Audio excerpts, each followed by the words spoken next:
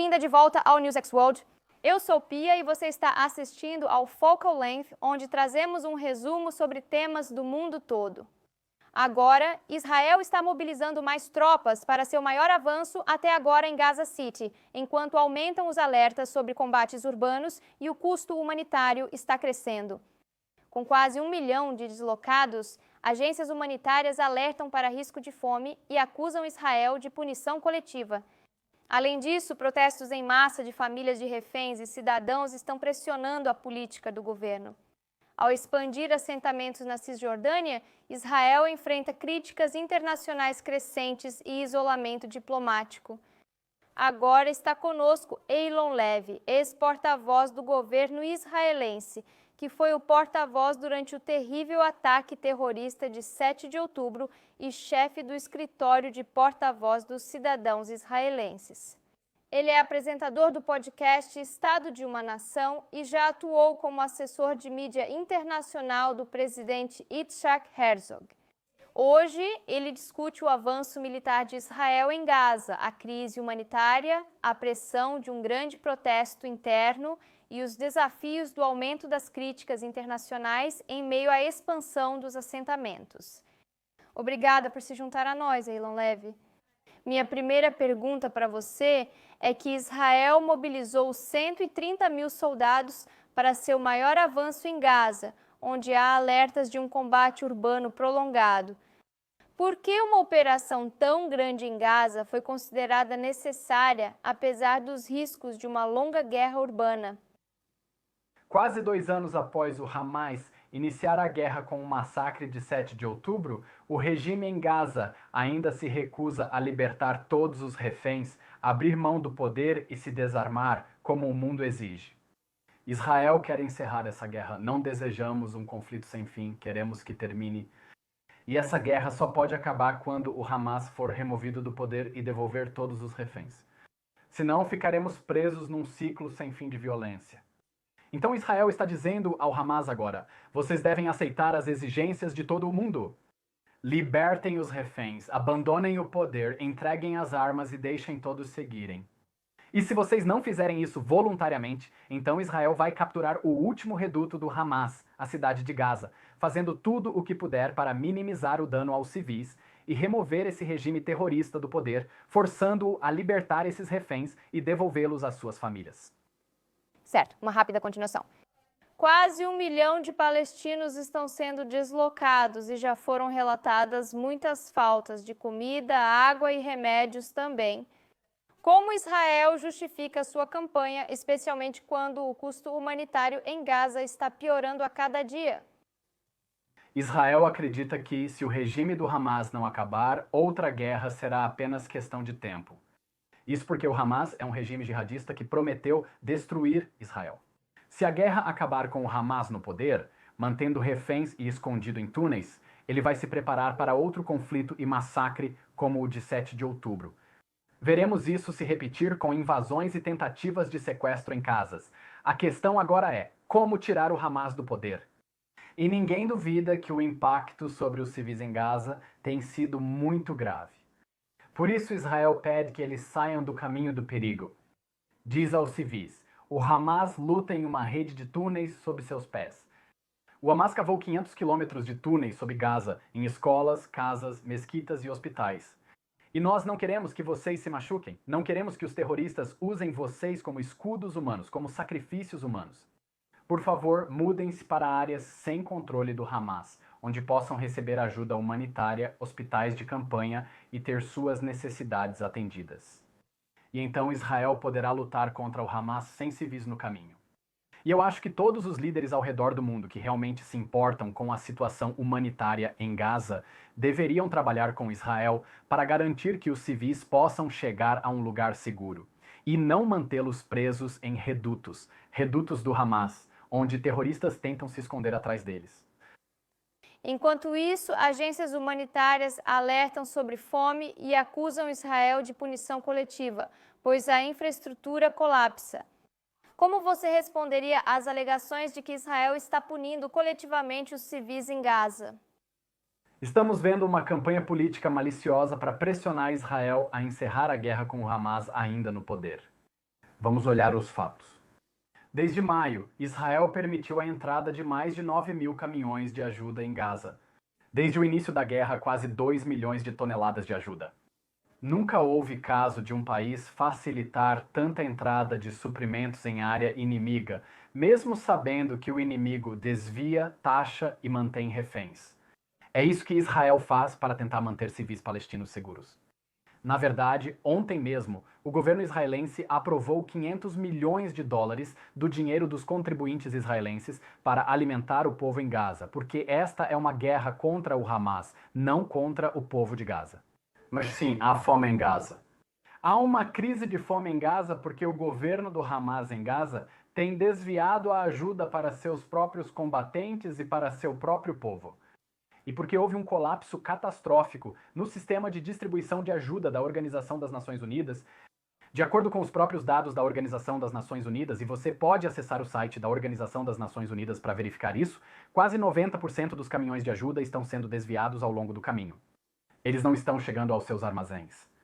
Por isso, Israel lidera uma coalizão internacional para lançar ajuda aérea em Gaza e garantir que chegue aos civis.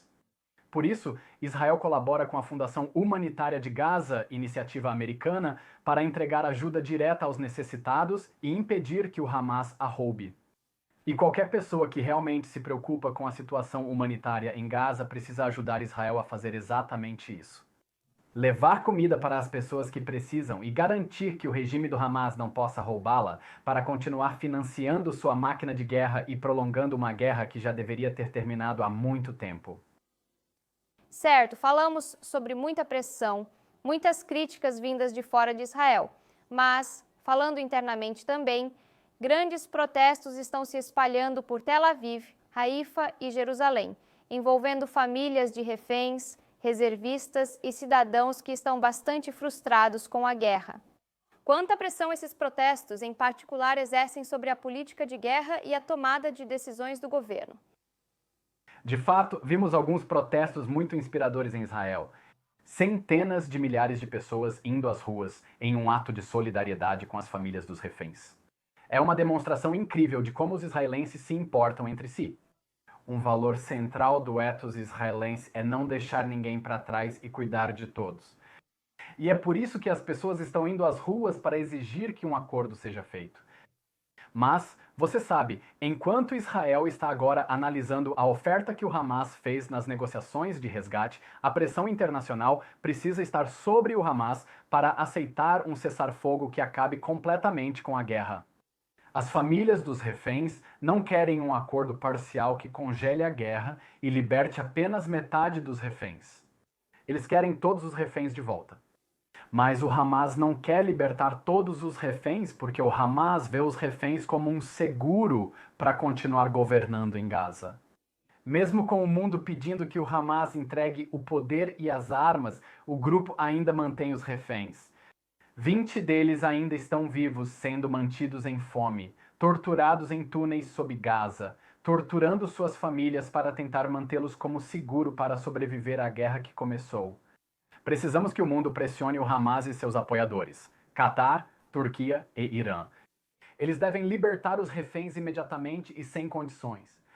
Não há desculpa para mantê-los nem por mais um único momento. Certo, e falando dos aliados de Israel, aliados tradicionais agora estão se tornando críticos, com a Europa agora considerando embargos e sanções também. Que mensagem Israel deve enviar aos aliados que argumentam que a guerra está se tornando indefensável? Israel está dizendo aos aliados que parem de ceder à pressão política interna.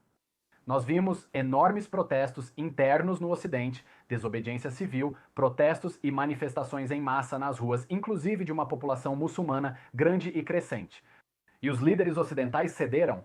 Eles tentaram jogar Israel debaixo do ônibus para apaziguar seu público. Mas isso não ajuda, porque a pressão ocidental sobre Israel para acabar com a guerra só está encorajando o Hamas a prolongar o conflito.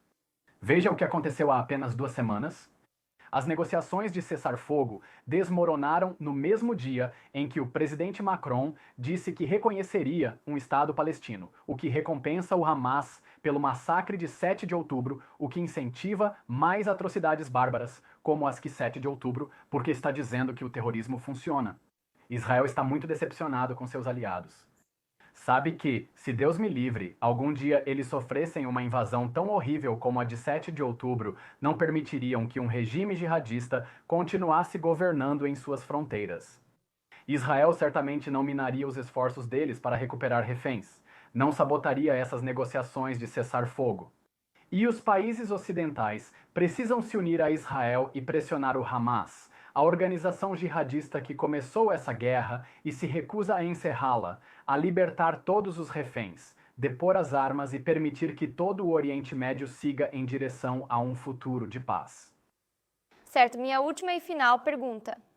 Israel retomou o projeto E1 na Cisjordânia, aprovando milhares de novas casas que, segundo críticos, cortam as perspectivas para uma solução de 2 estados. Então, por que avançar com a expansão dos assentamentos agora, especialmente quando Israel já está sob intensa atenção global? Eu acho que o projeto E1 é muita agitação fabricada por nada. Se você olhar no mapa, estamos falando de alguns quilômetros. É uma área muito pequena. E é uma pequena área que conecta a capital de Israel, Jerusalém, a um subúrbio logo ao lado, Male Adumim. Essa cidade nunca será separada ou dividida de Jerusalém por Israel. E certamente precisa de uma zona de proteção ao redor da sua capital. Após 7 de outubro, Israel não cederá território estratégico próximo à capital para quem realizou o ataque de 7 de outubro, massacre, e que estão prometendo cada vez mais guerra contra Israel até que esse país seja destruído. Acho importante um processo de paz com os palestinos, mas ele só deve ocorrer se reconhecerem que o Estado judeu de Israel tem direito de existir e não vai desaparecer. O povo judeu exerce seu direito à autodeterminação em sua terra natal. E se eles aceitarem isso, então o céu é o limite para a paz. Muito obrigada, Sr. Eylon Levy, por falar conosco no Focal Length. E com isso encerramos este episódio. Para mais notícias e atualizações internacionais, continue ligada na NewsX World. Obrigada por assistir. Leyendas